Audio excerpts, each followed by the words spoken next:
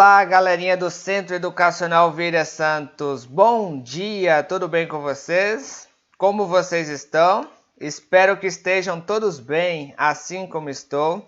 Aqui quem fala é o professor Éder e no nosso Revisando de hoje vamos falar sobre algumas relações que existem entre os seres vivos em determinado ambiente. Mais precisamente, hoje a gente vai falar sobre as relações harmônicas.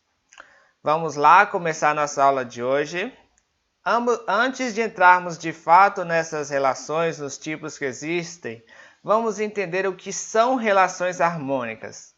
Bom, os seres vivos, eles se relacionam de diversas formas a fim de garantir a sobrevivência de cada uma de suas espécies. As relações harmônicas ocorrem quando os dois indivíduos envolvidos são beneficiados, ou seja, se tiver indivíduos de mais de uma espécie, nesse caso vai ser bom para ambas, né? Para as duas. Ou pode ser também quando um é beneficiado, ou seja, vai ser bom para um, mas o outro não vai ser afetado negativamente, né? Não vai mudar nada para ele. Então tem esses dois tipos. Ou vai ser bom para ambos, para os dois, ou vai ser bom para um e o outro não vai ser afetado em nada. Sabendo disso, nós temos aqui 5 classificações, né? 5 tipos diferentes de relações harmônicas. Vamos ver um pouco sobre cada uma delas.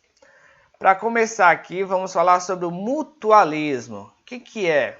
É uma relação ecológica na qual os indivíduos envolvidos são beneficiados, ou seja, nesse caso aqui, é bom para ambas as espécies, todo mundo sai ganhando. Por exemplo, as abelhas que trabalham juntas para coletar o néctar e produzir o mel, e com isso vai ser bom para elas, mas vai acabar ajudando também na reprodução das plantas. Então vai ser bom para as abelhas e bom para as plantas também, que vai ajudar na sua reprodução. E como? Quando a abelha pousar nas flores, os grãos de pólen, né, vai fixar em suas patas e quando elas forem para outras plantas, vão acabar soltando, né, deixando esses grãos de pólen lá e acabar que ocorre a fecundação e, consequentemente, a reprodução dessas plantas. Então, nesse caso, vai ser bom para os dois.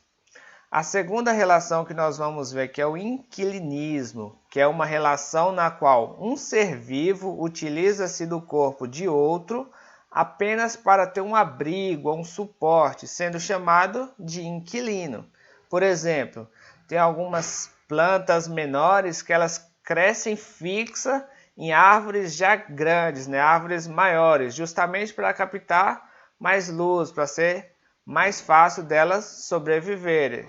Então, nesse caso, a planta ela está se beneficiando, né, de nascer nas árvores e não vai mudar, né, não vai prejudicar a árvore. Então, nesse caso, vai ser bom para um e não vai prejudicar o outro, né, não vai ser afetado.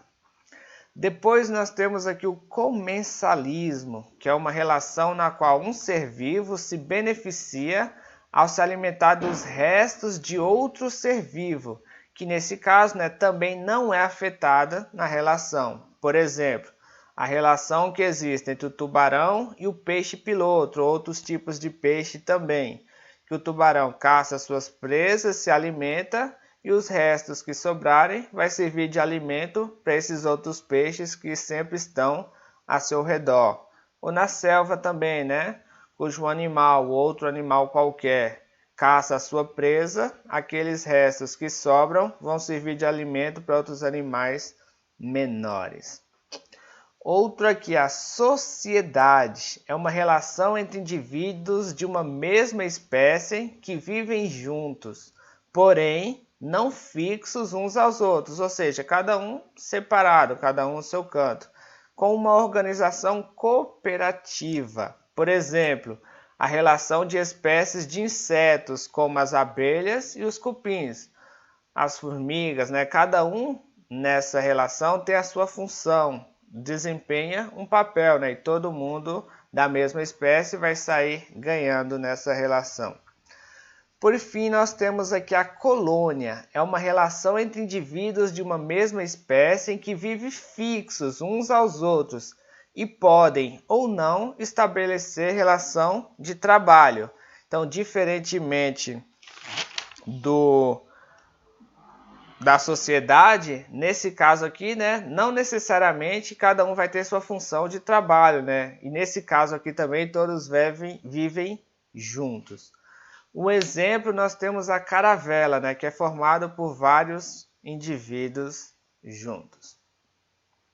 Para exemplificar cada um desses aí que a gente viu, nós temos aqui, ó, na primeira imagem, o mutualismo, uma abelha, ó, com o grão de pólen fixado aqui na sua pata e vai acabar carregando para outra flor, para outra planta.